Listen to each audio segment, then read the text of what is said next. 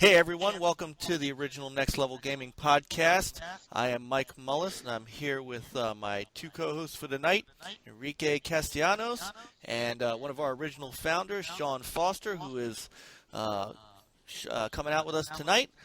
Thank you very much, Sean, for being with us, man. It's been a while. Hey, no problem. Yeah, it's I missed that probably the last couple episodes. Just life is calling.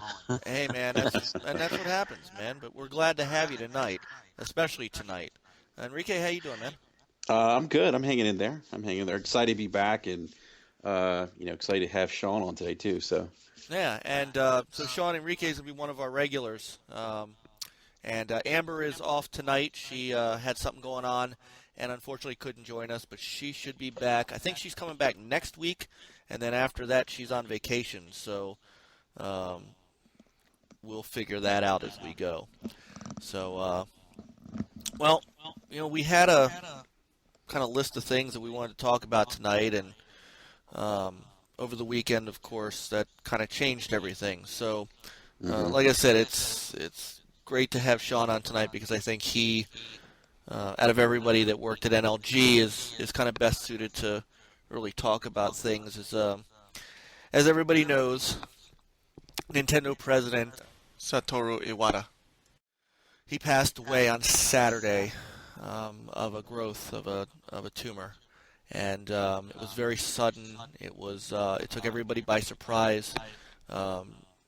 He didn't attend E3 due to his health, but it was said that he was getting better and things like that. And so for him to pass this weekend was just really, really sad for the gaming industry and for everybody who either knew him or knew of him.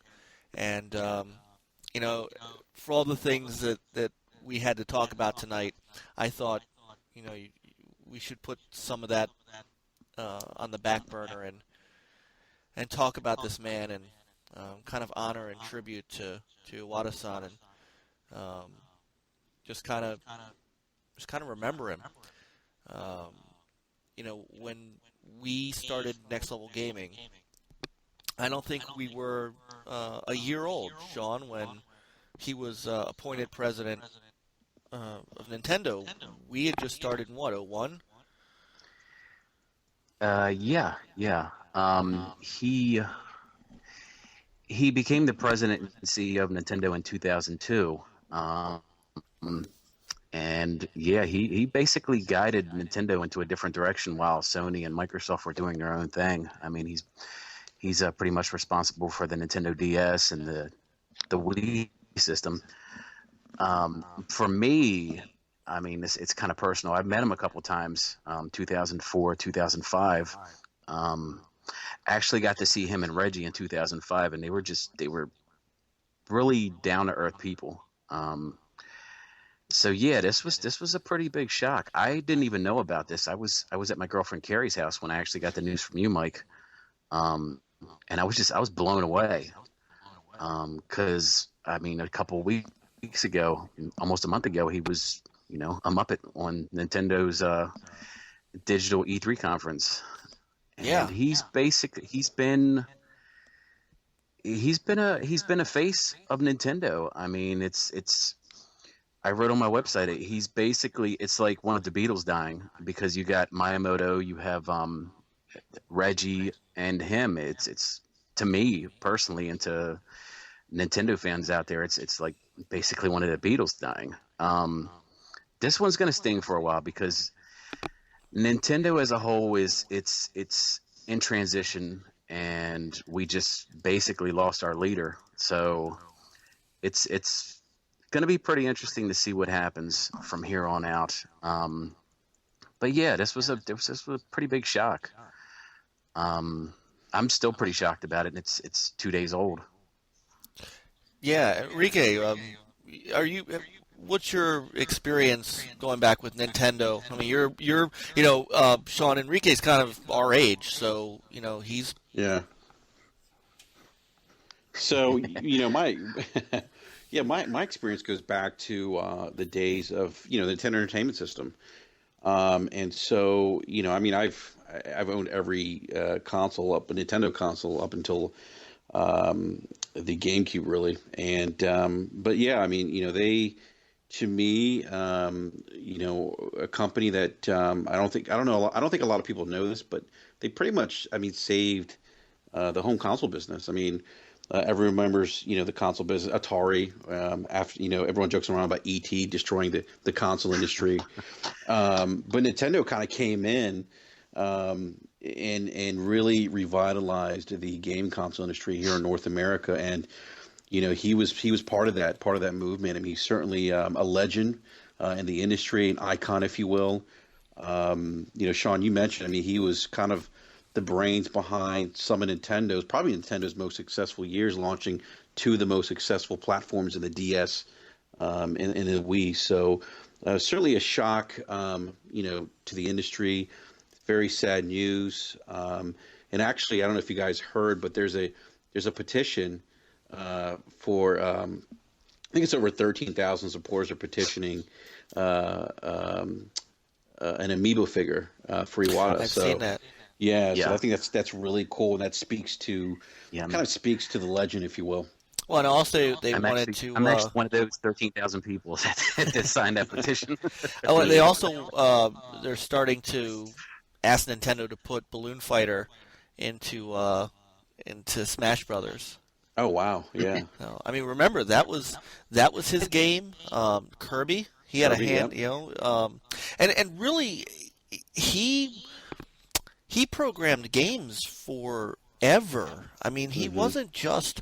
He's the only company president I've ever seen who has more executive producer credits on titles during his job as company president than anybody.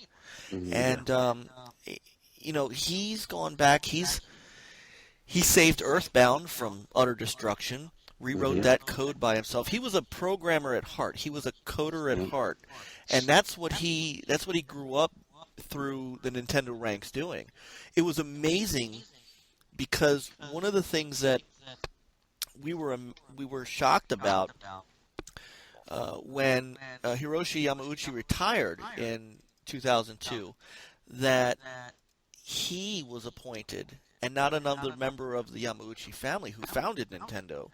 Yeah. He was not only was he only the fourth president in their history, he was the first one not related to by birth or marriage to the original family, and that's huge. It's a huge thing, and just what he did for them. Because I look at it in this way. Everybody knows it's listen to us, seeing the website, and so on. That I was the Sega fanboy guy. I hated Nintendo. The NES, the Genesis, and all that. And Sean will tell you, but that broke with the N64, and after that, Iwata-san came into being the president of the company, and he changed the whole culture. While Nintendo was doing its thing, Microsoft and Sony are beating the crap out of each other for 2 generations, and they're still doing it today. You never saw Iwata get into that at all. He was the nicest guy, always smiling, always friendly, and always ready to help and even get down and dirty into the code if he had to just make fun games. And Enrique, last week we were talking about where Nintendo was going to go, and remember the story I told about the Wii, and so it was Sean and Dan Comer, one of our other writers, and myself at that E3, and Sean, you remember this, we basically sat around a table and sat at a diner after you got back from the Nintendo press conference, and we're sitting there going through the material and going, what the hell is a Nintendo Wii? Why didn't they continue to call it the Revolution? Who in their right mind came up with this? No one is going to buy a console called the Wii, right? You remember this, right, Sean? Yep. Okay. So this is kind of the epiphany. Go ahead. 100 100 million consoles later. Right? Isn't it more than 100? Was it I like remember I remember big like people were like Nintendo is dead. Nintendo is dead. You need to. And one of the good things I gotta say, Mike, one of the good things about you disliking Nintendo is I got every Nintendo product that came into the office. So This is true. I was loving it. But Yeah. but I was contemplating or thinking about this yesterday. So we're sitting here and we're joking about the console name. And then the marketing began. And the first real commercial you saw on television was a family sitting watching TV all bored in their living room. The doorbell rings or knocks. The entire family goes to the door because that's what families do. And there are two guys standing in their doorway, one of them holding the Wii. They bow and they say, "We would like to play," and they hand them the console. And I didn't think about this until this week. That was Iwata's vision. Not to be the most powerful console on the planet, not to get into the muck, not to get into the flame wars that, Microsoft and Sony were getting into and are still in today. He wanted to make games for people who did not play games. He wanted people who were never gamers to try it, to have some fun, and so he and his company made games for 15 years that were fun. And the Wii went on to be a monumental success. The Nintendo DS, nobody's touching that. Nobody has come up against a Nintendo DS and lived to tell about it. I mean, look. No. No, No. the PS Vita, pretty much dead. The PSP, I still have mine. I still love mine. Dead. The Gizmodo, remember that one, Sean? Oh my goodness. Yeah. The Yeah. Nokia, I do remember that. the Nokia phone that you had to The take N-Gage. the N-Gage that you had to take I the had one of battery out to change cartridges. Not It's a like single, talking into a taco. right. But none of that stuff lived. The Nintendo DS was their most successful and best-selling hardware of all time. Yeah. We could talk about the failures of the Wii U, and Enrique, you, I, and Amber sort of went through that in pretty good detail last week. And you can go through that, and you can say that he had a hand in that, and of course he admits he did. But you cannot deny what he's done for the rest of that time with the Wii and the DS and the GameCube and the games. Just what he has meant to the gaming industry as a whole. And, I tell you what, Iwata as a person, he was a very good soul. I mean, he wasn't just a head of a company. He was a gamer at heart. Yeah, and the last 6 years he cut his pay in half because of stocks dropping, systems not selling, and you rarely see a CEO doing something like that. One of the things that I admired about Iwata was that he didn't, pardon the expression, bullshit the fans. One of his last tweets was about him. He basically apologized to his fans because a lot of people were disappointed from Nintendo showing at this year's E3. And I believe that might have been his last tweet before he did pass away. But one thing that being an old gamer, being a 40-year-old gamer, I've often said, and I've told you this a million times, Mike, like the direction that this industry is going in, it's good and it's bad. But the things that I've seen over the last couple of days, basically within our industry, it's a good thing to see because you have basically the head of Microsoft, the head of Sony, various developers out there getting on Twitter, getting on social media, and praising Mr. Iwata for his influence on the industry. And, that's the kind of stuff that I like to say because that's what it's all about, I think a lot of people can learn from what he really was about because, like I said, while Microsoft and Sony were banging heads and their fans on both sides are banging heads on social media and so on and so forth, Nintendo didn't go for that. They did their Nintendo Directs. Iwata-san did his Iwata Asks. They did the puppets. They did, the treehouse. They didn't. They didn't talk about them versus the Xbox 360 and PS3, and they didn't talk about the Wii U versus the PS4 and Xbox One. They wanted to just be gamers, and it always, it's been tweeted 1,000 times. It's been talked about 1,000 times, but I think it's the most relevant thing that anybody can remember about this man is what he said at GDC 2005, which was, on my business card, I'm a corporate president. In my mind, I'm a game developer. In my heart, I'm a gamer. And that Yeah. that should resonate with everybody. That's what people should strive for. That's what other companies should strive to do. And maybe that's what their fans should strive to do, is just enjoy games. That's what he wanted. He wanted people to enjoy games. Obviously, he wanted people to enjoy them on Nintendo. I get that. But it wasn't by out hardwaring everybody else or going after third-party exclusive DLC or things like that. It was, how can I make content that everyone will enjoy? And, that's what it was. Now, you two came through Nintendo SNES. I did not. So you guys are better to speak to what he meant to those consoles than I can.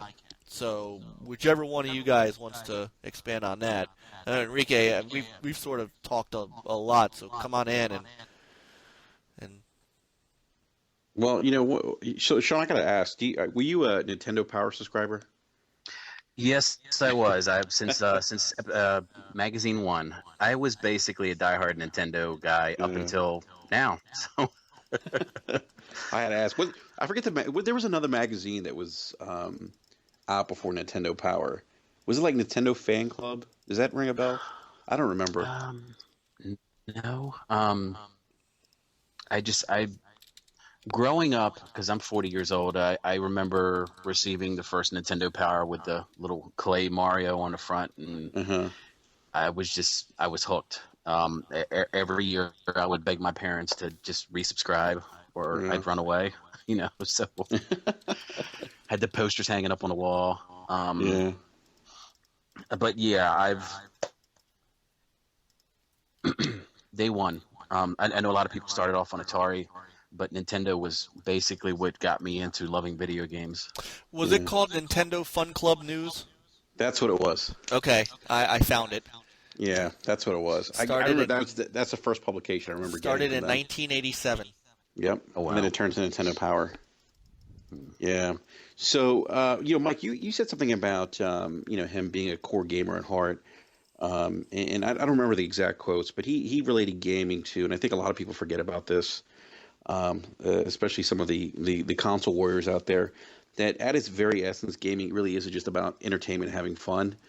And he knew that. And you're right. The passion, his love for gaming, he just wanted to share that with everyone, which is why, I think they've gone to the extent they have to try to make consoles more accessible to more than just the typical gamer, if you will. I mean, I remember, with the Wii, and this is crazy. I mean, the Wii got so popular. I remember going to bars at the time, and there was like Wii happy hours, like Wii bowling. And I remember seeing that, and I'm thinking to myself, this is crazy. Like this, like in local establishments where like marketing the Wii, come in, play the Wii, have happy hour with your friends and whatnot. So it was almost like a phenomena. Something that I've never seen in gaming or with a gaming console. So um, Yeah. the Wii's probably You mentioned the commercial earlier. Probably the best example of him sharing his dream or getting other, gamers to engage in gaming that may have never even dared thought about picking up a controller. And it worked.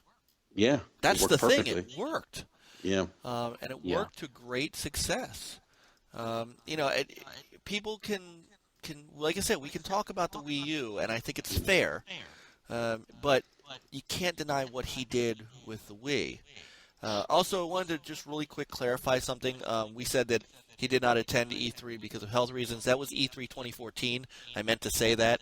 Hmm. He missed this year's E3 because he wanted to concentrate on some other things. And I think it was because they kind of knew that the Wii U was not going to be a big presence this year, as big as they wanted it to be, because Yeah. no Zelda and things. It was last year's E3 that we found out he had medical issues. So didn't want to lead people to believe that he missed this year's because of medical issues. He did not. But the here's a question that I guess we do have to brush, because we did talk last week about where does Nintendo go. We know the NX is coming. That's going to be the last thing on Iwata-san's legacy, is what happens with that. And Reggie and some other people at Nintendo have already said that they're going to carry on and make sure that his vision is is come to fruition. But we need a company president now. Now, Yeah. at the moment, they have not announced anything. There have been whispers, they're not even rumors. There have been whispers that Shigeru Miyamoto would take over. But he announced, well, not announced, but he said earlier that he really wanted to back out of the hardware bit when he was talking about NX and kind of Yeah. get back to content creation and things like that. Mm. Would he want that? Would he take that? Is he the best person to lead Nintendo? The other person that is right now also managing director is Jinyo Takeda, and Mhm. either of those two at the moment are probably likely. But uh, Miyamoto, does he have what it takes to take over Nintendo if need be? I personally think that Miyamoto would turn it down. And we got to remember Miyamoto's in his 60s now. Yeah. I Well, I so would is think Takeda. Takeda is 66 yeah, years old yeah. himself. I mean, remember, he joined. So Takeda, I know a little bit about these two guys only because, while you had the pleasure, Sean, of meeting and being around Iwata on the floor, I've had 2 or 3 times standing next to Miyamoto and just kind of chit-chatting with him. So he wouldn't, we've been out of this 8 years. He wouldn't know me from a hole in a wall if I walked up to him now, but there have been multiple times on the show floor because he would walk around just looking at games and playing games. And so the one day at the end of the show that the 3 of us or the 4 of us, whoever we're going, would have time to go down and actually look and play at things, I've bumped into him. He's very cool, Yeah. and I see him as more of that cool guy, kind of like Iwata, but more of that I just want to make games kind of guy. Takeda, he's been with Nintendo since 1972. Yeah. He also, I mean, remember, he is Mr. Punch-Out. Remember that, and Star Tropics, but he was Punch-Out. But he was involved in the development of the Wii. He was one of the lead developers of that console. He kind of knows the business aspect a bit more. Would either of them be okay, I guess? I think either of them would be, but I really don't know. I honestly don't know. I mean, I've been thinking about this the last couple of days of who would take over. Should they go into a younger direction? But me personally, I don't know. I just don't think Miyamoto would accept it if he was offered the position. Because like you said, Miyamoto is all about making games. Um, I honestly don't know if he could, take the wheel of Nintendo. I'm not saying that he wouldn't be able to do it, but I think he's basically in his heart he wants to make games, and taking over a company like Nintendo would be just a huge turn. So I really don't know. It's going to be interesting to see where they go from here on out. I know that they're probably going to stay in house. I heard like bits and pieces online about like Reggie, but they're not going to they're not going to have an American guy taking over the company.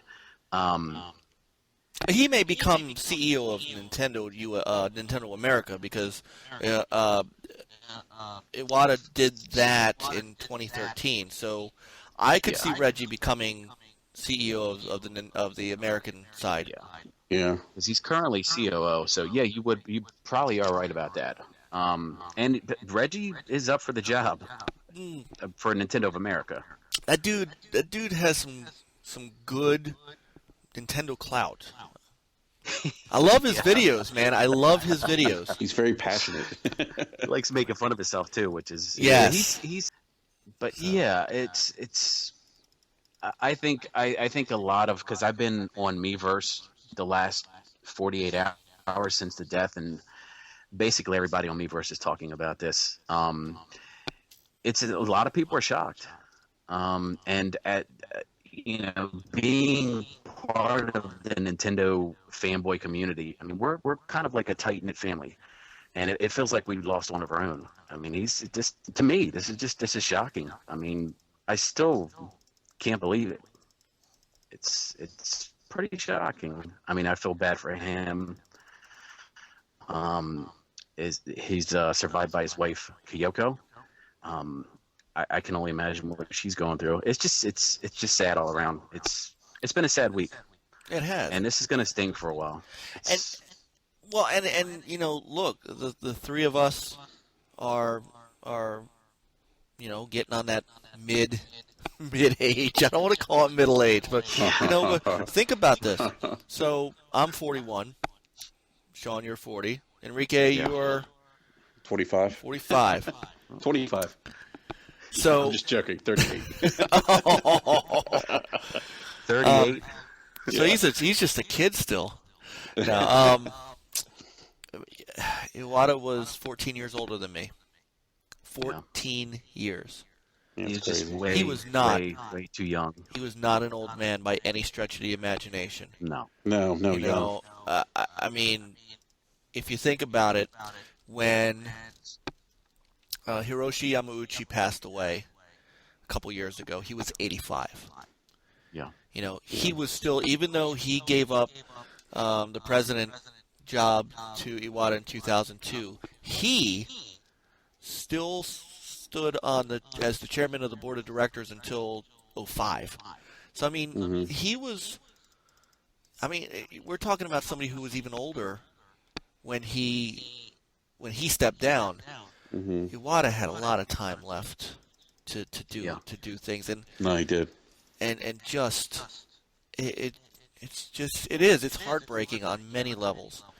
I was glad to see not just company execs and people sort of paying tribute to him online and on Twitter and YouTube and things like that, but there have been a lot of really nice pictures and drawings and things that that I've seen that have just been really, really beautiful. And it's just to see a community of all people, of all different loves of gaming and stuff like that to come together like that has been nice.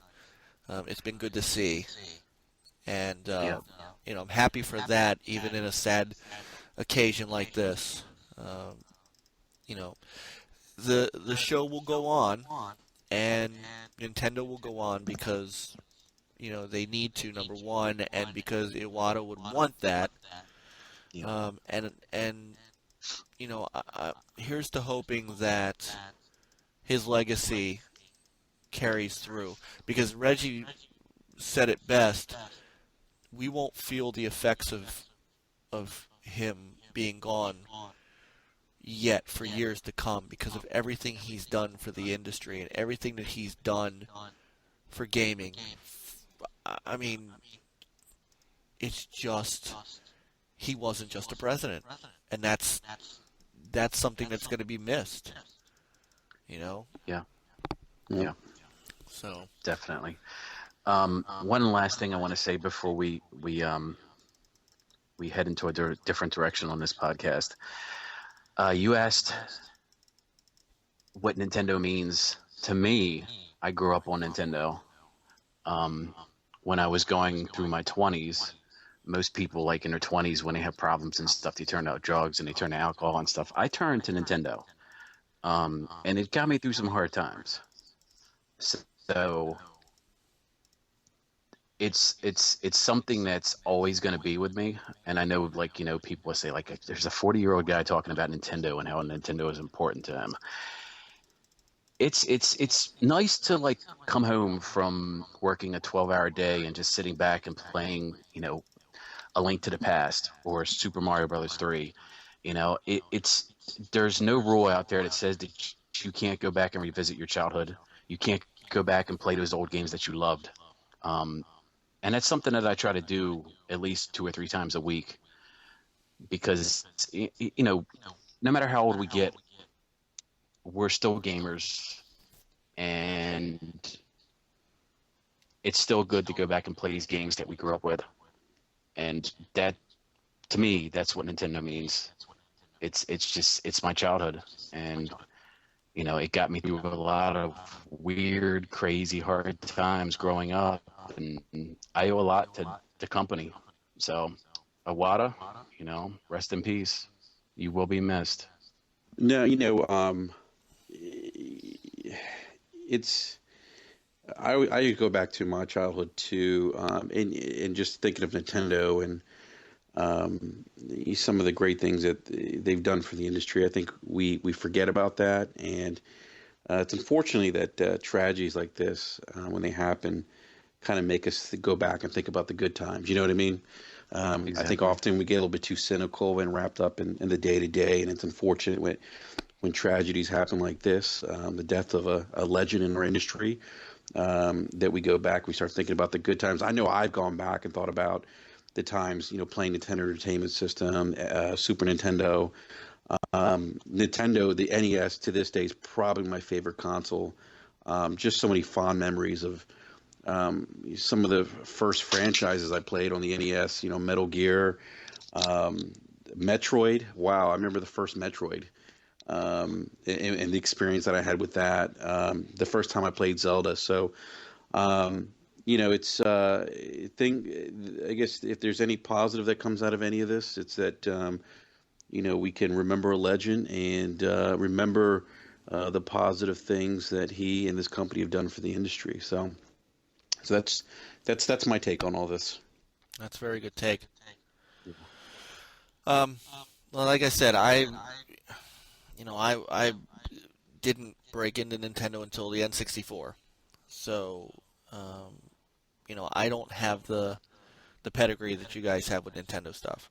However, um, Nintendo has been a company that I have long respected, and as someone who abhors the console wars, I've grown to appreciate what he did for that culture and for what he stood for, even when it wasn't always the popular thing, and when his consoles weren't always the most powerful, because that wasn't what he was about, and that wasn't what Nintendo was about, and that wasn't what he wanted. Um, you know, I will long remember those things and hope that uh, that's something that people will pick up on and hopefully run with in the future. So, as, we'll see what happens with Nintendo. I want to hope and see the future be bright for them, very much so. Well, gentlemen, thank you for your your insights. Like I said, I haven't been as much into Nintendo coming out of the NES and SNES, um, but through the GameCube and the N64 and the Wii, I've seen and have a great respect for what Satoru Iwata brought to Nintendo and the culture and what he wanted and what his vision was. And I hope that Nintendo's vision continues and they get back to being the success that they have been, because that benefits everybody. Absolutely. I believe they will, because that's, I say that for every console they bring out, even when it fails. So Well, they will succeed. because you still are a Nintendo guy. Yes, I am. Not afraid to admit it. There's nothing As I wrong with wear that. my Mario, my Mario sweatpants, laying here. So so again, Sean, I'm really glad that you were able to join us tonight with this, because that's your perspective, and especially your story there. I think is an important one. So thanks for taking that time with us tonight. Hey, no problem, man. So we should there are some other things going on in the world, and I think I'm going to hold on the Halo stuff maybe till next week when Amber's back. I know she wanted to really talk about some Halo stuff, and there's some debates going on with Halo that's going to last way into Gamescom and stuff. So I think we can skip that for this week. But Enrique, you were talking about some new console stuff, as in revisions, and it kind of got us to thinking about what's going on with Microsoft and Sony bringing out 1 terabyte consoles. What's going to happen to the 500 gig consoles? Is Sony going to cut the price of the 500 gig console? And Microsoft's affinity for making custom consoles but not selling them. So, yeah, what was on your mind? So that the customized consoles. I mean, if you guys, I'm sure you guys were keeping up with Comic-Con and stuff, but someone like the customized consoles that they were showing there, and that were kind of being advertised on Twitter and stuff. I mean, they need to start selling those consoles. I think there's got to be a pent up demand for that. I mean, why they haven't done that? I mean, who knows? Maybe they will. Maybe they make an announcement at Gamescom saying, "Hey, you know what? We're going to come out and we're going to sell those customized consoles." But I want one, and if I could get my hands on one of them, I would love to. I think Sony has the because of marketing deals, the Destiny console that we talked about last week. What other console do they have that's coming out? They had the Batman, the silver Batman. Right? Yeah. Yeah, and then what else? There's another one that's coming out. Isn't there another one coming up? Does Sony have something else coming out or no? They have a Metal Gear Solid that's coming out in Europe. I'm not sure if it's coming out here yet. And Okay. they're going to have a Battlefront special Yeah, Star edition. Wars one. There's a Star Wars one coming out too. So, Sony has all these nice customized consoles. Microsoft's coming out with the Forza 6 one. Yes, which is Yeah. nice looking. Yeah, which is nice, Yeah. but it's Doesn't not look like as good as the Comic-Con ones. No, the Comic-Con ones were too nice, and I think if as we're going into fall holiday, if they can kind of throw that out there, I think that's an added incentive for some people to pick up some more Xbox Ones. I mean, obviously I already own an Xbox One, but I'd go out and buy a second one. Well, Sean, would you rather get a standard black or standard white console, or what's your thing with the customs? Well, I personally would go for a custom system. I'm still in the process of getting an Xbox One. I mean, I had one, and I'm looking for another one. I wanted to get a white one, and I know they brought it out twice. They brought it out probably about a year ago with Sunset Overdrive. yeah, and then they just did it with the Halo. But I'm telling you, I can't find that damn system to save my life. I've been looking everywhere for a white one, and everywhere I go, it's a black one. And yeah, I'm actually even thinking about getting the blue one that's coming out. Even though I don't like racing games, I just want to get it for the blue. The blue, yeah. Yeah. Well, and it's got the custom. Forza. It's got the custom sounds too. Yeah, it does. It makes the car sounds, yeah.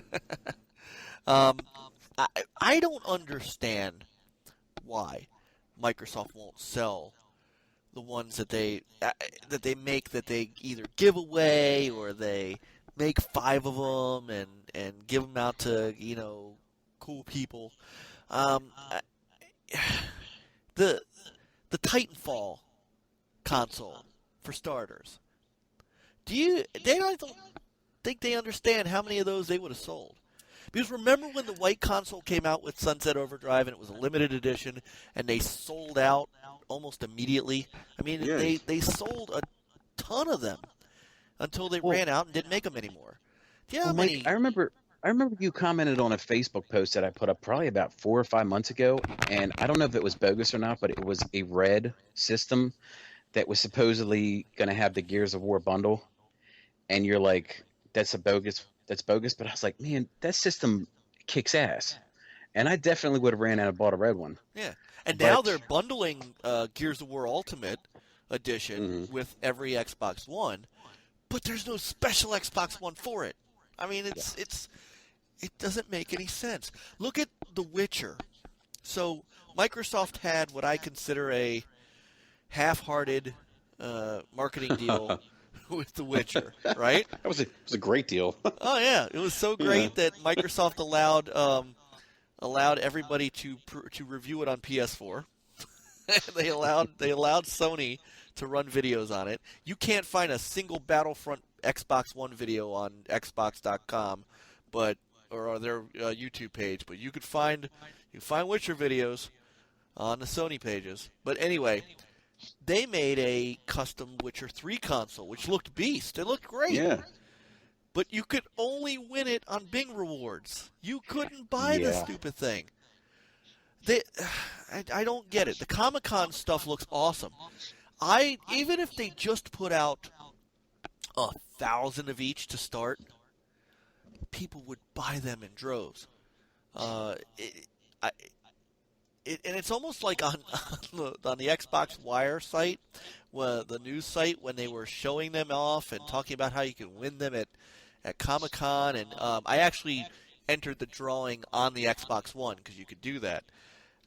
It was like they were taunting you, like here are these gorgeous looking consoles, you can't have any of them. I Yep. mean, what is? Just make a small run of them, make them available for sale, and if they sell, then you can make more. If they sell slowly, then you go, okay, see, it was just limited. But and to be fair, because I like to be fair, I tweeted this out a while ago. I think for The Witcher, or there was one other, or why doesn't Microsoft have consoles like the Batman bundle for PS4, which is a great looking console. Yep. Sony knows how to make custom consoles, man. There's no doubt. Their custom consoles look really cool. That Batman console looked phenomenal.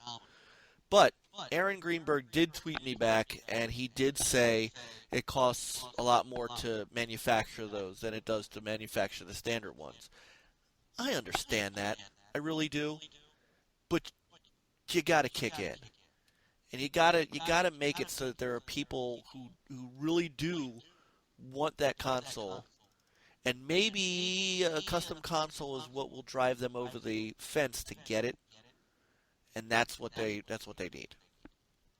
That's just my take on it. I think they missed the boat by not actually Yeah. producing these for sale. No, I agree. And have you seen the Rare one? Rare tweeted one out of it's the Rare console for Rare games, the game that's coming out in the fall. Rare Replay. Yeah, the Rare Replay, and it was gold color. It had all the characters on it. It was nice. It was really nice. Like something like that, I would eat up. I think a lot of people would. Yeah. Well, So think about it. I mean, don't you think that there's some maybe Sony console owners that are thinking about an Xbox One that are, maybe hardcore gamers or whatever, that would see something like that and they would be like, you know what, I'm going to go out and buy an Xbox One now. Seeing something like that. yeah, I think that they would. Um, I, I and maybe I think it would drive them over the edge, more so than just the Halo Master Chief Collection Yeah. or something like that. But yeah, you were the cool thing about that rare replay one was also had all the characters on it. Yeah, it has all the I'd buy characters. that in Yeah. a heartbeat. In a heartbeat, I would buy that console. Yeah, it's a Um, nice looking console. it if I win mine, I don't need a second. So I will make this vow. If I win a custom console from that SDCC collection, we will have some sort of mammoth contest on this podcast or on our YouTube page, and some lucky fan will win a standard black day one Xbox One used. But I would. Can I enter that contest? Sean's in the market for an Xbox One. Technically, yeah. Yeah, I should have one within the next month. I totally agree with you guys. I am looking for something that's a little bit different than the standard. And I'm surprised because last generation they had a ton of different Xbox 360 systems. So I don't know. I mean, people eat that stuff up. Yep. And Sony right now is the master of it. Oh, it's great. I think it's great marketing. It absolutely is. I mean, I'm in the store and I see that, if I'm in the store and I'm seeing that Destiny bundle, even though I'm not looking to pick up a PS4 again, I'm not going to lie to you, I may think about it. Oh my God! You should have heard Amber last week. Sean, yeah. she was like she was all about that thing. She was. She Yeah, already the owns a white PS4. The white PlayStation 4 is a thing of beauty. It really is It really a gorgeous is. system. Yeah. Well, the Destiny one is really nice. It's got like the gold trim on it or whatever, the insignia. boy. It's nice. Yeah, and that's what they do right. That is something that they definitely got it down. And like I said, you better believe there's going to be a nice, cool looking Battlefront custom bundle. Yep. The Batman bundle looks really cool. These things, that Metal Gear Solid 5 bundle custom console that's coming out in Europe, that's really cool too, with the black and the red. Is that the one with the bionic arm? I don't. Have you seen that one? There's a No. bundle. Oh no, I'm sorry. No, I'm thinking of the Metal Gear Solid 5 game that comes like the bionic arm. There's like a special edition. The special edition game. No, Yeah, okay, yeah. gotcha. Yeah, I'm sorry. But the I wouldn't- console looks great. I wouldn't be surprised if we see a Black Ops 3 bundle for PlayStation 4 as Oh, well. you know that's coming. Yeah, it's coming. That's coming. And I would definitely eat up a Fallout 4 bundle if there was a system. That I would eat up. I would buy that. Yeah. Well, so now we're getting into game bundles more than we are the custom consoles. That's that's something that definitely something we need to talk about soon, because we're gonna get into that period of time coming into the fall where Holidays. Yep, and bundles. Well, look, hey, you know what? What the heck? Let's go to that a little bit. Before we do, the 1 terabyte console. So give me your impressions real quick. What do you think's going to happen? Microsoft and Sony both have 1 terabyte consoles now, and they're going to obviously try to probably phase out the 500 gigs. What's going to happen? Microsoft's going to keep the 500 gig console at $349, sell the 1 terabyte console with a game for $399. What's Sony going to do? I think Sony's probably got to do the same. Think? Yeah, I mean, well, you know what? Yeah, I mean, I think so. I mean, this goes back to what we talked about last week when I said that, don't be surprised if, during the Paris Game Show, if maybe at least for the holidays, they have some kind of price drop to kind of counter Microsoft with their first party titles, strong third party support, backwards compatibility during the holiday season. I wouldn't be surprised to see that. So, are you talking 500 gig at 349, and then the 1 terabyte still up at Yeah, 399? yeah, Sean? yeah. Yeah, I agree. I definitely agree with him. Pretty much because, yeah, exactly what you said. You took the words right out of my mouth. Because I don't see them actually phasing out the 500. I think they're going to stick it around just to have a lower price point. Yeah, I don't And see them phasing out either. They probably got a ton sitting in a warehouse somewhere too that needs to be moved. Who, Microsoft or Sony? Both. Both. So So you think they're going to keep the 500 gig altogether? Like they're not phasing it out? I don't see that happening, Mike. And remember last generation with the 360. I think that's I think is one of the great things that Microsoft did last generation. They offered you different bundles to 4 kind of appeal to gig. different buyers. Yeah. Yep. Yeah, You but know, they you got land-based. Well, so that was more. That was more. They had the core bundle, remember, which had no hmm hard drive, Yeah. and the regular one, which had a hard drive. But that, if you remember, was a point of contention, hmm especially with developers who, that kind of split the development pool between the people who really wanted to have a hard drive built into the console like the Xbox did, and developers who were just they had to figure out a way around that. hmm This is more. We had 500 gig drives. Now we can afford to put terabyte drives in because the price of drives have gone down. hmm I don't know that they. I don't know that they want to cannibalize sales of their 1 terabyte systems. Either company. I think that if you have both of those out there, you're not going to sell a lot of 1 terabyte consoles. hmm That's just my opinion. Yeah. Well, I think it's you're just giving the consumer options, and this gives you an opportunity to still generate revenue at a higher dollar amount, by offering the terabyte versus the 500 gig. I think that's what they're going to do. And that's why I think they're going to keep the 500 gigabyte consoles around. And the other thing too, a lot of people don't realize, really the casual gamer market really starts buying consoles when the consoles hit $299. So I think that that may push. We may get to that $300 price point sooner with those 500 gig or 500 gig console models. So I don't see them going around for that reason, or not being around. Who gets the 299 first? Microsoft. Yeah, Microsoft definitely. Yeah. Yeah, I think. Yeah, yeah. Sony's selling like hotcakes right now. I don't see them doing it. With or without a game? Ooh, that's I think tough. without a game. Yeah, I agree with Sean. I think without a game. Although you never know, you could see Microsoft coming in like holiday, 2016 or something, 299, and then like a game, Well, there is like Halo another 5. option.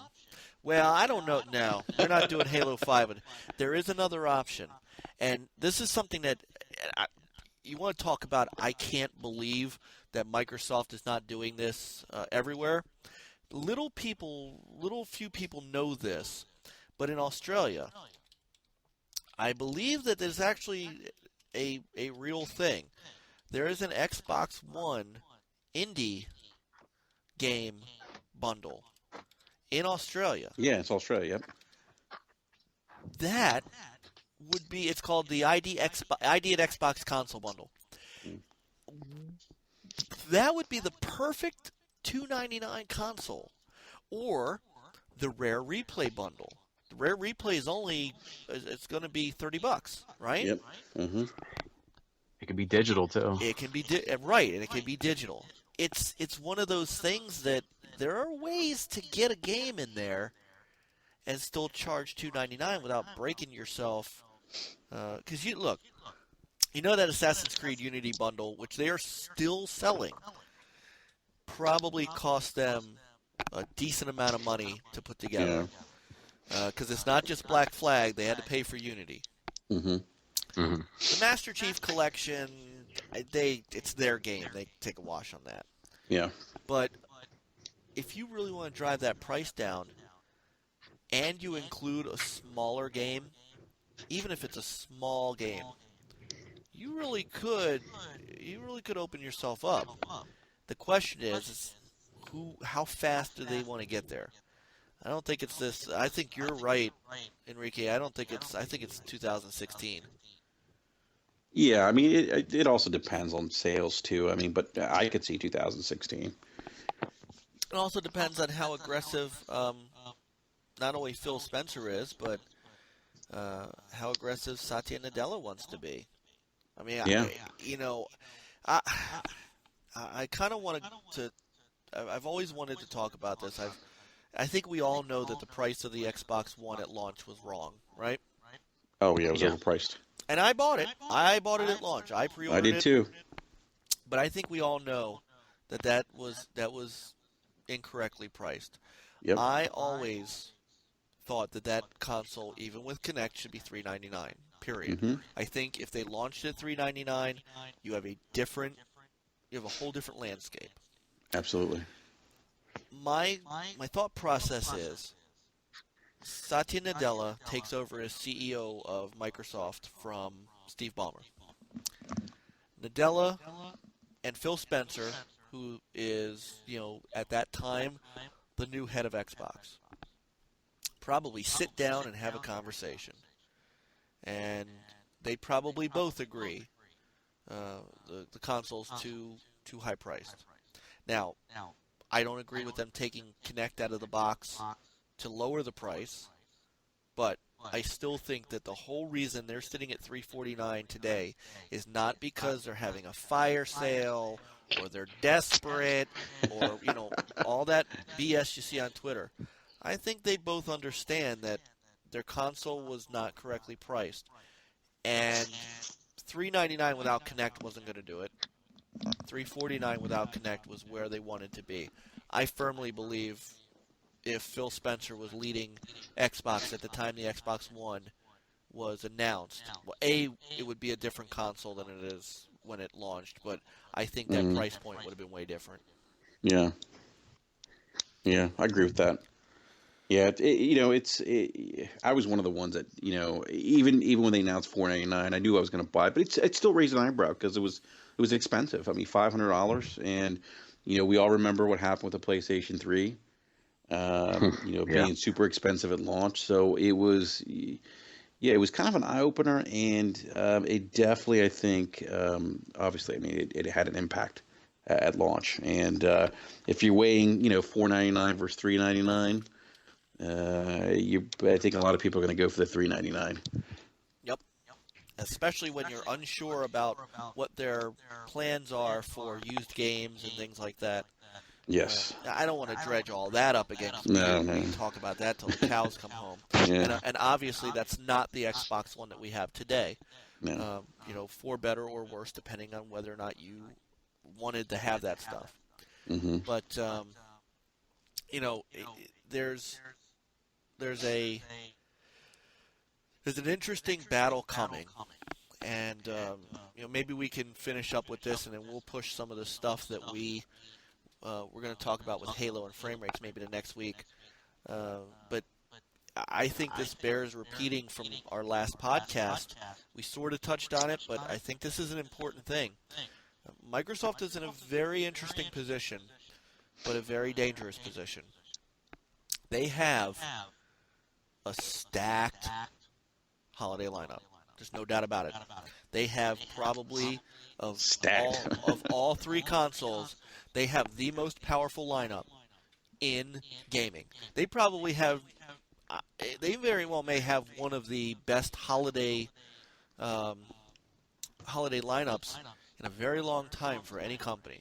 All right, we've got in August, and August isn't even holiday, but we're like going into September with Rare Replay and Gears of War Ultimate Edition. Then we're going into September with Forza 6. Then we're going into October with Halo 5, leading into November with Tomb Raider. And then we don't even know what's coming in December. I don't even think anything has to come in December. So you have all these games. Plus, don't forget Call of Duty 3 is coming out on the Xbox One. Yep. Star Wars Battlefront is coming out on the Xbox One. All these games that Sony has done third-party marketing with and third-party deals with are still all coming on the Xbox One. You have this unbelievable lineup. And there are still a lot of people who are unsure. Plus the backward compatibility. Don't forget that. I'm unsure of, just based on patterns, is that enough? Or basically, I feel like it's like this, and you guys go ahead and chime in. Microsoft, this is their fight to lose this holiday season. However, if they lose it, there is some serious trouble in Redmond, right?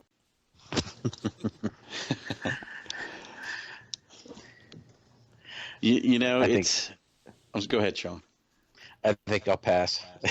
You go ahead. Oh, go ahead, man. Tell us tell us what you're thinking. I mean, you're gonna have an Xbox One soon. What are you getting it for? What's your, Yeah, I don't. Well, I mean, I like the Halo series and Gears of War series, but I still think that they need more time to grow. I don't think if this holiday season it's bad, I think they'll do pretty good. I think Sony and Microsoft will do pretty good coming into the holiday season because it's the time where we're really starting to see what both systems offer. But maybe I'm like blind to the fact of like I don't go as doom and gloom. You know what I mean? I think they'll both be okay. well, but But this then is again, the this is time. coming from a Nintendo fanboy, so Well, I'll let you guys talk about it. I go play my Wii U and my Mario Maker. all right, Enrique, what have you? You know, I didn't answer right away because I was thinking about what am I going to say about this. Because I know I have a lot to say. You know, I think they're going to do well this holiday. You know, I think that the price is right.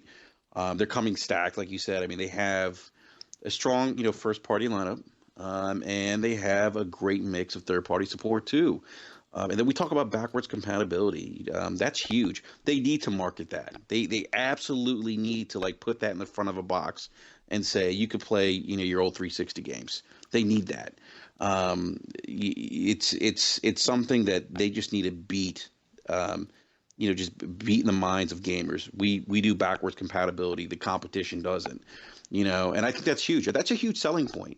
If you look at the PS4, if you want to play your old PS3 games, you probably either gonna have to buy a remaster or remake like God of War 3 is coming out, or you're gonna have to pay to play some of the old games that were on your previous system. So having that backwards compatibility, and we still have yet to see what games are going to be available for that. I know they're saying 100 games by fall, but or later this year, but they're stacked, and I see them doing well. The price is right. Now, the interesting thing is if Sony drops the price to 350, then what happens? Is having that all those games, is that still enough? I think it is in North America. I think they'll do fine. Obviously Sony's got a lot of momentum. They've been selling well. Even with a lack of a lot of AAA, first party titles, which is a reason why I bought a PlayStation 4. They're still selling well, but I think Microsoft does well this holiday. Now, if they don't, with all the stuff they have with the games, the backwards compatibility, the nice price point. I think that a lot of people are going to be scratching their heads. Obviously, I don't think anyone's job's in jeopardy here, but they're going to go back. They're going to go back to the drawing board possibly and think, well, wait a minute, what happened here? Is this is there? Are we just not going to be able to recoup the ground that we've lost to Sony so far? It could be a little dangerous. I think if that happens, I don't think it's going to happen, but I think if that happens, then the discussion gets interesting. I don't think it's good, especially coming that loaded when your competition really doesn't have, in my estimation, that much to offer for the holidays. I mean, and then the other thing for me, what I'm thinking about too is what does this mean for Sony? If they get really outsold by Microsoft, if they get drummed, let's say during the holidays, what does that mean for them? In terms of do they go back and start putting a little more effort in trying to bring some more AAA support to their console? For me, it's a big reason why I got rid of it. Being a multi-console owner and not turning it on and using my Xbox One more. And for me, the biggest reason I use my Xbox One more is it's always on. I mean, I don't hear a lot of people talking about the HDMI in. That's huge. Because for me, and I think most people, if you have the Xbox One, it's always on because, especially if you have the HDMI in it, because you're always watching TV. Yep. And you're just connected right away. And you can if you have the Connect, you can just say go to so and so. I'm not going to say it because I'll troll myself, but it adds this seamless experience. So. Anyhow, I know I went on this big rant, but those are my thoughts. I mean, I think that I think they'll do well, but I think you're right, Mike. I think if they don't do well, and they don't outsell Sony during the holiday, I don't want to say it's doom or gloom. It doesn't look good though. It doesn't, and it doesn't from a mindshare standpoint. Because if you think about it, they've got all this stacked stuff coming up in the holidays. It's not like this time. You hear this in the fanboy wars. Well, Microsoft stacks everything in the holidays and doesn't have anything during the year.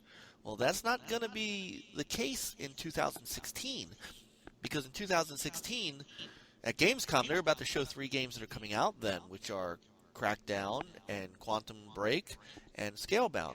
And so, maybe a couple of those are holiday 2016, but they're going to lead into next year with new games, and 2 of them being new IP. They need to get this done in the holiday. It boils down to a first-party lineup versus third-party marketing.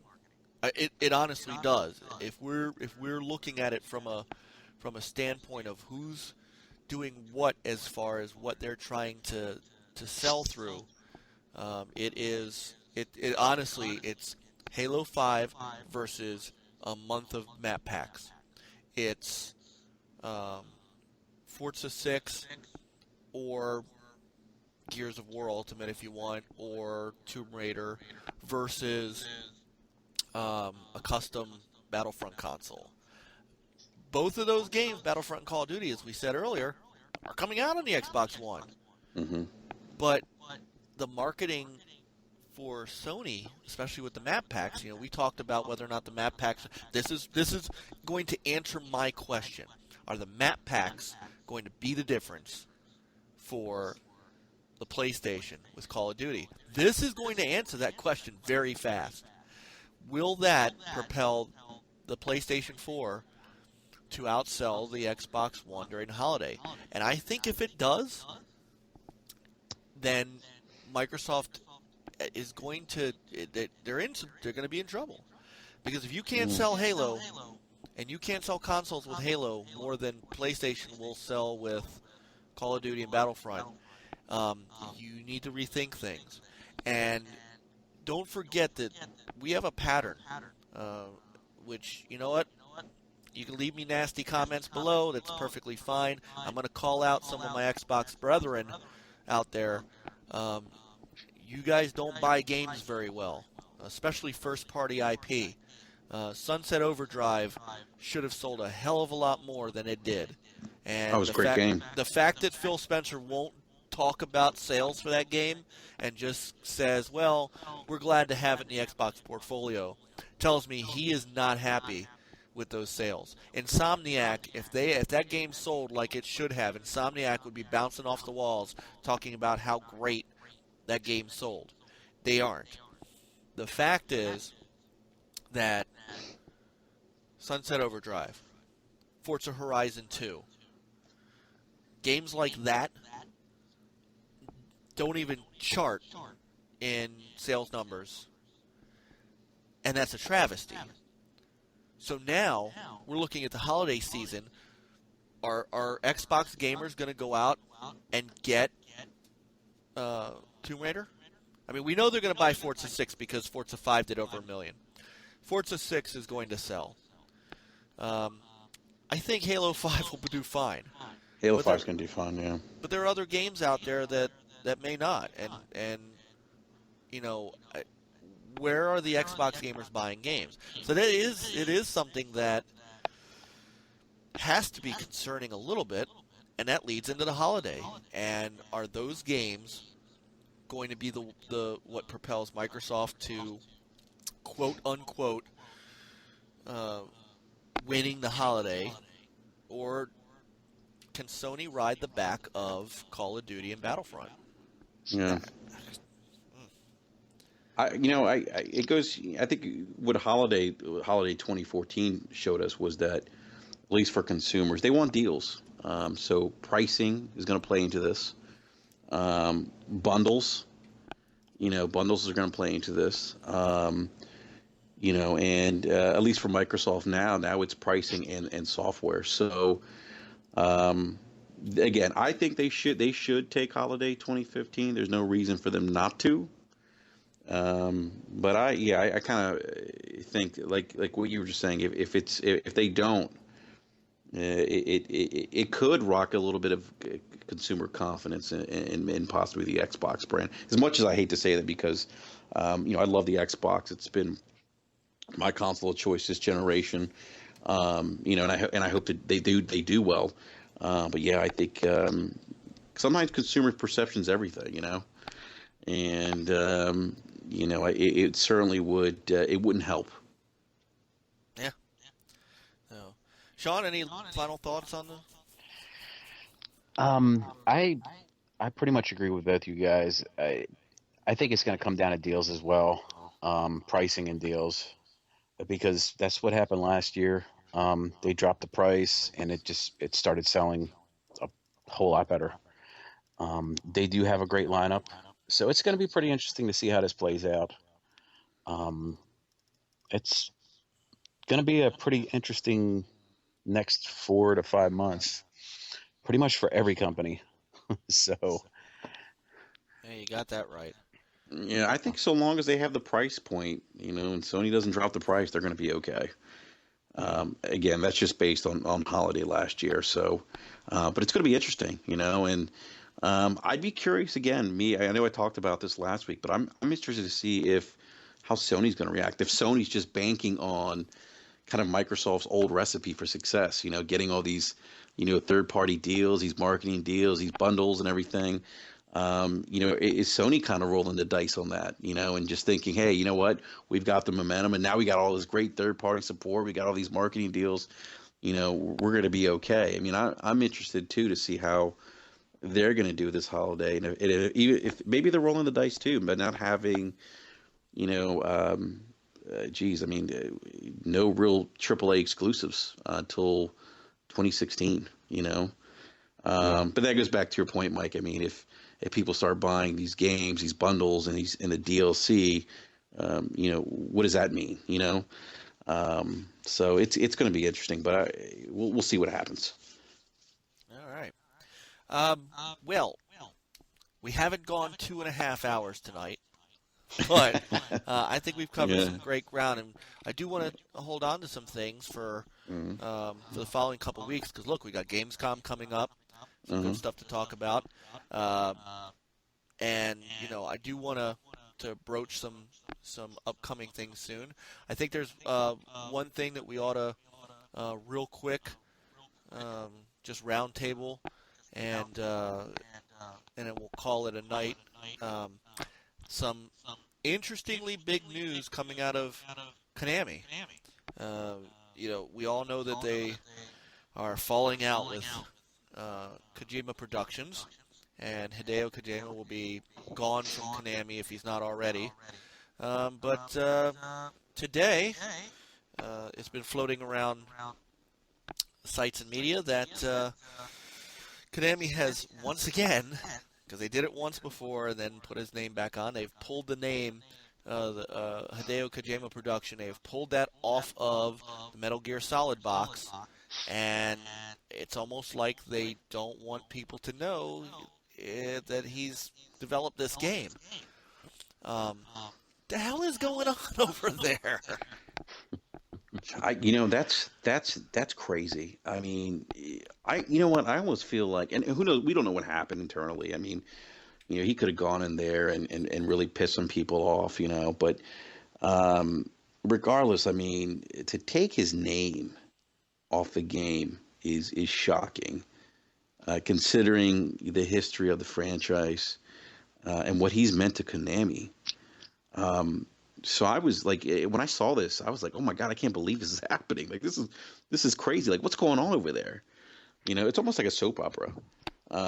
What's kind of transpired between him and Konami. So, yeah, I think it's a little messed up, and I definitely think that regardless of what happens, and I'm just, wearing my professional hat here, I think that the man poured his input, worked on the game. His team worked on the game. You have to acknowledge that, especially if his name has always been associated with that franchise, and all that he's done, for Konami to the franchise. I don't see how you remove his name from the game.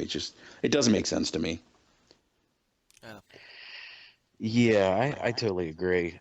I honestly don't know where they are going. Konami's been kind of in a bit of a rut over the last year. I mean, with this and the whole Silent Hill fiasco, it's just, I really do not understand what the hell they're doing. And Kojima is basically the face of Konami right now. And if he's gone, I really don't understand where this company is going to go. So yeah, it's just crazy.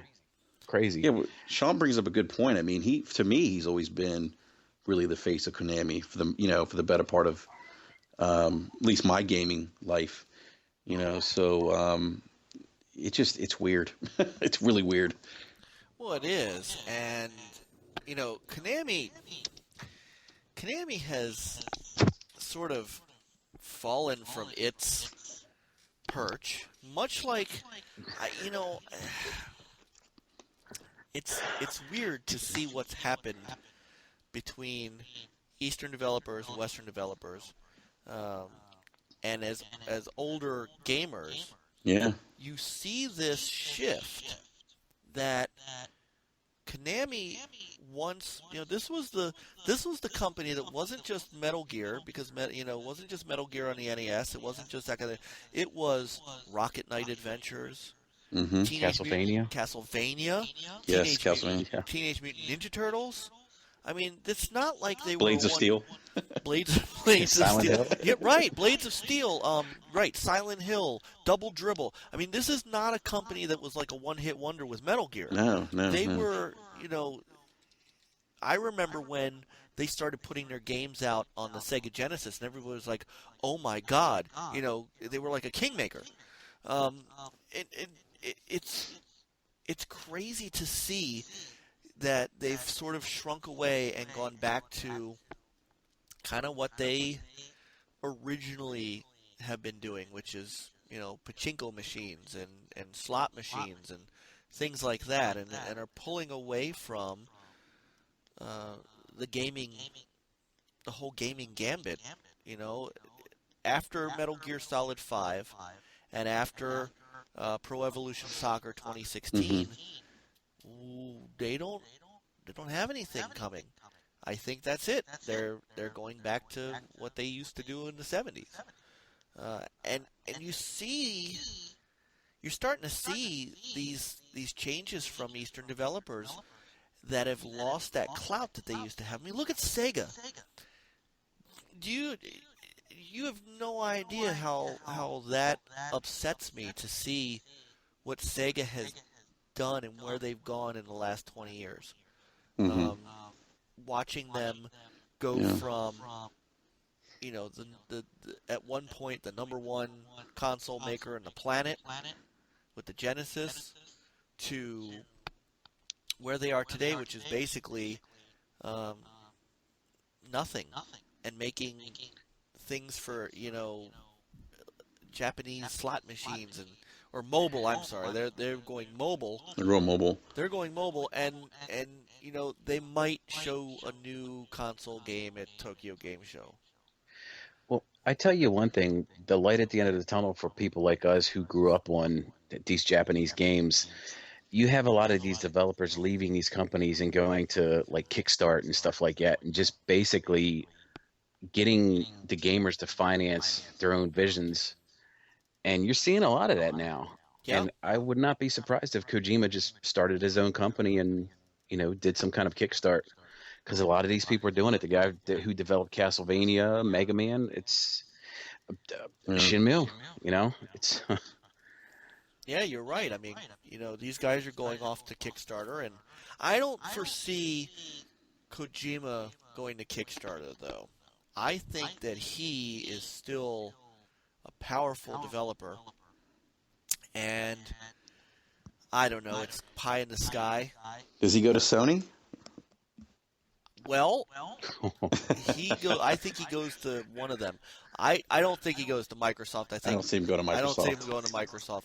But man, if they brought him into Sony Worldwide, if Yoshida pulled that off, the internet would explode. Number one. But what a coup that would be to bring him in and have him work on those games. Now, he doesn't own any of the Fox engine or he doesn't own the IPs. So it's not like he can come in and just make, Silent Hill for the PS4. Yeah. But his influence, imagine him helping bring back SOCOM. Wow. Well, I tell you what, you Sony and Microsoft guys do not have to worry because he's coming to Nintendo. So. Make what? He's making the next Mario game. Next Mario Mario under Kart. the box. Mario Solid. Mario under the box. I don't know what he would do there. Honestly, I don't know what he would do there. Yeah, that is He's too going to funny. take Nintendo to the promised land. Next CEO. Oh my God, wouldn't that be something? That would send can dream. shockwaves. Yeah, that would send shockwaves. Yeah. I think he's got a better shot at going to Microsoft than he does Nintendo. Yeah, I think so too. Mario Oh sleeping darts into people. Mario stealth. Yeah. That is too funny. It becomes road rash. Road rash. There's always EA. There's always Oh EA. no, he's Everybody's not gonna go to joining EA these days. I know. Well, you saw the news that Jade Redmond joined EA. Yep. She's going to be working with Amy Hennig on their other Star Wars game. Yep. So that is kind of exciting too. So you never know what can happen. I don't know. Maybe Peter Moore has some pull. I would Peter not be Moore's surprised got if he didn't pull, go let to me tell Sony, you. though. I mean, that wouldn't be surprising because it's, Japanese company. But I wouldn't be surprised if he just starts his own company. He could. I think that's probably more than likely what's going to happen. I don't see him going to Sony and working for someone else. Yeah, but he loves himself to PS4. He does. I mean, he has a special place. He said it. He has a special place in his heart for PlayStation. I mean, it's not inconceivable. Yeah, well, that's true. I just don't see him. I don't know. I just don't see him as an ID at Xbox developer. Making indie games for that and PSN. I just don't see it. Well, whoever picks him up, they're going to be picking up an amazing developer. Yeah, and he's still got some time left in him too. I mean, He's Yeah, not that old. I think he's in his mid-40s. no, he he's looks like he's no, I about think he's 18. 50. Is he 50? I believe so. He looks like he's 18. Yeah, he does look like He he's 18. does. He looks. He, He like, looks. he doesn't It's the age. glasses. He doesn't age. The man It is that the never glasses. ages. Yeah, he's It the is. man It's that the never ages. glasses. Yeah, but that's it's funny you talk about, and I think for all three of us here because we've been gaming for such a long time. I mean, 51. what's that? He's 51. He's 50. Wow, he Yep. doesn't look 51. No, But he it's- doesn't. No, he doesn't at all. But it's crazy, like seeing all these, not just Konami, but Capcom. Capcom comes to mind as the Mega Man series. I remember when that came out. But Capcom's another one that they just. I think out of all the developers who've kind of survived, what I've said from the migration from the east to west, it's been Square Enix. I think they've probably done a better job at catering to Western taste. And I think that's probably why they've stuck around or been a little more successful than the Konami's. I mean, Capcom's had some success, but I think Square Enix is probably the two companies from the old days. That's done relatively well. Even with the migration to the West now and more Western developed games and stuff. So Yeah. Well, it's funny because you talk about Square Enix and you can even lump Namco. These guys that merge. Some work, some don't.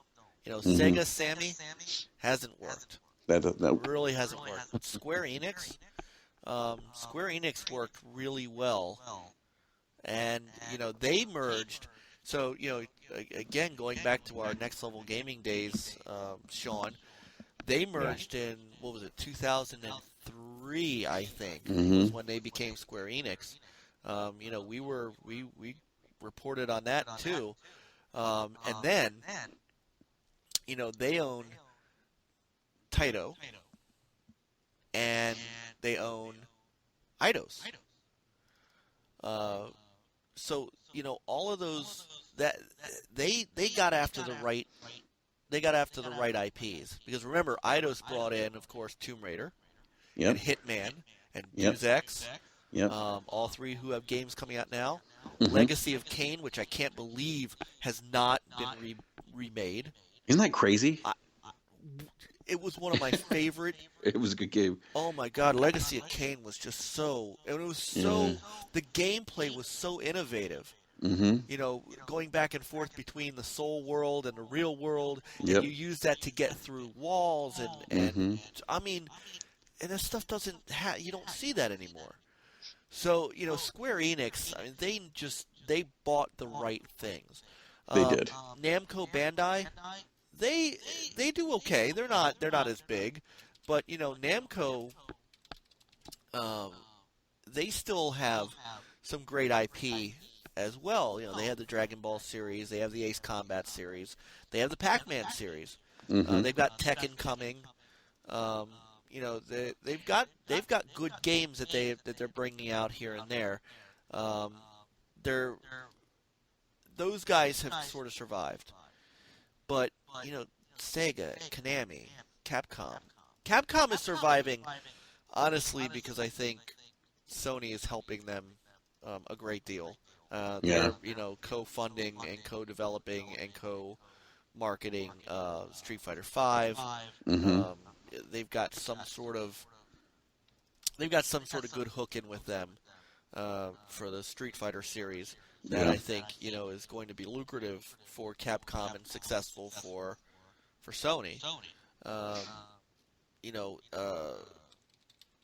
But we don't have a new Dead Rising. Nope. We haven't had a new Devil May Cry. We had the remaster, but we haven't had a new Devil May Cry. Nope.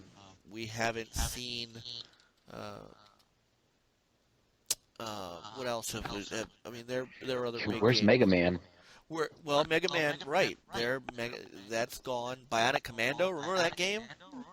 I remember buying a Yep. Commando. Yeah. Oh, You know, I they've remember the got. horrible remake. Yeah, I remember the horrible remake too. They did put out a Strider on Xbox One and PS4, and that was great. I I still love play that. that Strider game is Yeah. awesome. Egg Strider game's awesome. They did some Resident Evil remakes, but I mean, I don't know. They Yeah. they're still sitting on some good stuff. What was the PS4 exclusive they're working on that hasn't come out? That was like one of the games that Sony teased when the PlayStation 4 launched.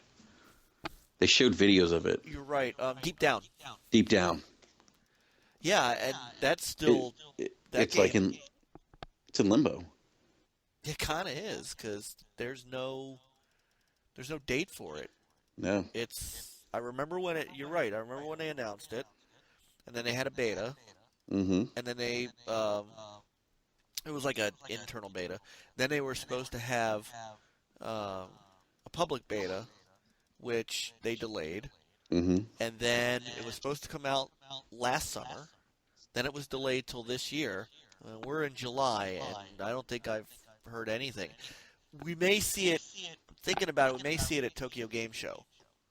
That would make sense. Yeah. But yeah. I mean, so getting back to Konami, this is one of those things that I almost think they don't care because after this they're done. I mean, That's that. Don't you think that's a slap in the face, though? it absolutely is. I mean, it's just. But you I gotta don't wonder know. why. Something big had to happen. You don't just do that to somebody like Kojima. My theory, and I could be very wrong on this, could be very off, is that while Metal Gear Solid is a good game and it probably has been successful in terms of overall sales, you probably sucked a lot of money out of Konami too because it takes forever for them to develop it. Yeah. Again, we saw this at E3 2013 when Kojima came out on stage, on Microsoft stage. Yeah. And now we are, the middle of 2015. And I mean, it's coming out this year, but we're talking about 2 years since they showed the first horseback footage on it. So it's a lot of development. And in between all that, ground zero. So maybe he was just sucking Konami drier than they wanted to be. I don't know. Yeah. I mean, that could be it. I'd like to think not. I'd like to think that they're smarter than that. But it could also be, maybe it's also their move out of console gaming, and there's just no place for it. But why take his name off the game? Yeah, even if you're moving to mobile, I mean, why take the name unless you really piss some people off? Yeah, that's Like he went out there and he he pissed off the board of directors. I don't know, but it's just bizarre. It is. Yeah. It's very bizarre. So, maybe but it did happen once before, and then his name got back on the game. So, maybe it's just a phase. Maybe it's just a phase. It's a love-hate relationship with them. Right. Yep. Yeah. So, well, gentlemen, man, we did cover a lot still. Even with our talk on Satoru Iwata, and we still got to cover some other stuff. And man, Sean, it's great having you tonight. Yeah, it was good being back. I'm gonna try to get on a couple more of these. Well, you are always NLG. You'll always be NLG. So when you are able and when you have time, we'd love having you. We'll try to get Chris in here on a couple of them too. We get a nice five-person roundtable going on some of these topics.